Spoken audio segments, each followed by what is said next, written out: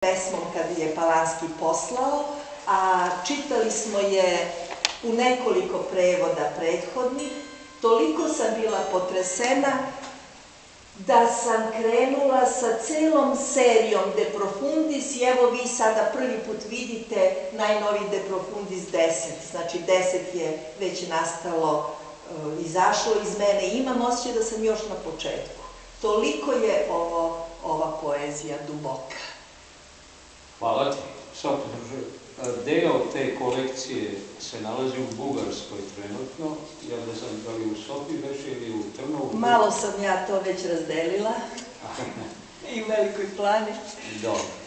Ali biće, biće. Evo sada da čujem malo Jevtića, Dobrivoja.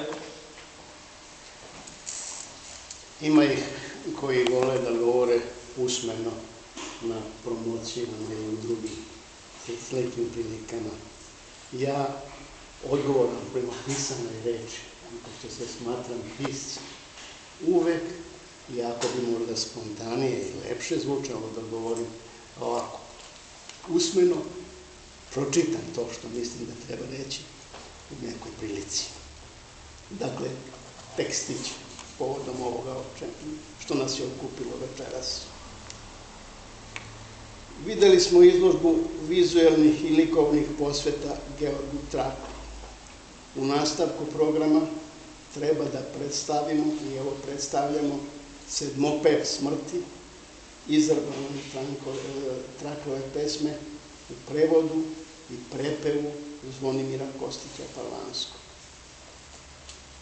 Tema nam je, dakle, Trakl, značajan pesnik na nemačkom jeziku i u svetskoj poeziji.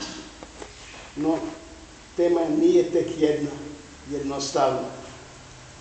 Čitavo klupko tema traži da se razvije, ili bar po mene, šta se sve uplelo s Traklom i oko Trakla. Prvi kompleks tema. Trakl spada u one koji su vatrom života ekstrahirali poeziju. A ta vatra ne gori simbolično kao olimpijska, nego sagoreva.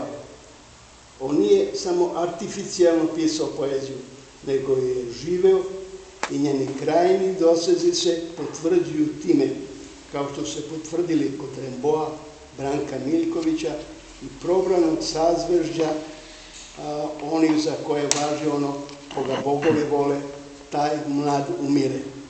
To će reći da ti takvi nisu interesno vezani za uobičajene životne oportunitete, nego su predani i posvećeni najvišim vrednostima, čija cena je najveće od najveće, sam život, to jest ključna Božja tvorevina.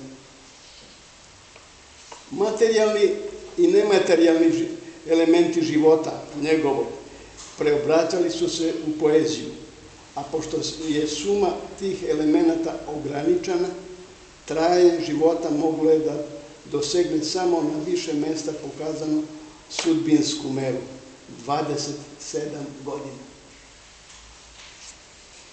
Pesimizam kao urođen stav, ukorenjen stav i melanholija kao lična rezultanta, lični izdanak tog i takvog stava, ukazuju na bliskosti Trakla sa pesimistima, najčešće melanholičnim, Bodlerom, Remboom, Helderlinom, Novalisom, Ničeom, Dostojevskim.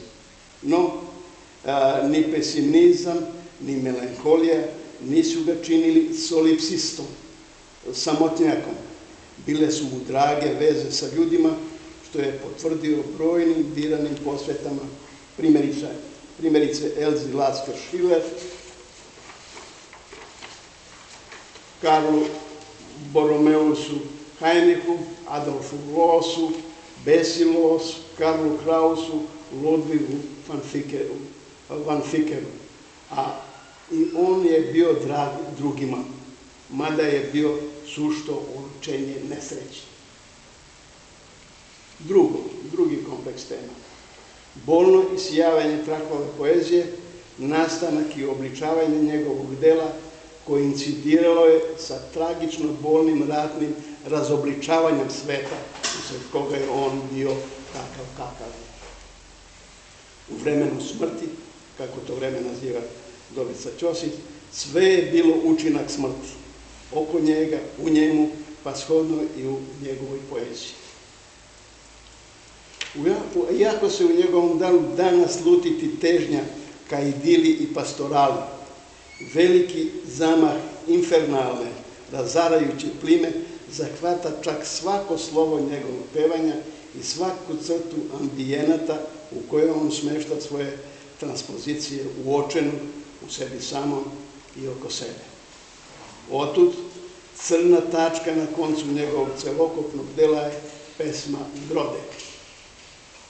Gorak zapis situacije na Galicijskom frontu, koji lapidarno kaže da se besmisleno uništavilu započeto tako besmisleno i dovršava. Treći kompleks pitanja u vezi sa trakom, modernost traka ovog pesničkog izraza. On mnogo toga kaže, a da ne kaže. Zjap između susednih delova teksta učestvuje u notiranju tvorevine za čitaočev sluh kao sinkopa, kao kontrapunkt. Konačno, uobličavanje duhovne, a ne materijalne tvorevine, shodno neiscrpnoj mnoštvenosti sveta, prepušta se čitaocima, koji su takođe mnoštvena pojava.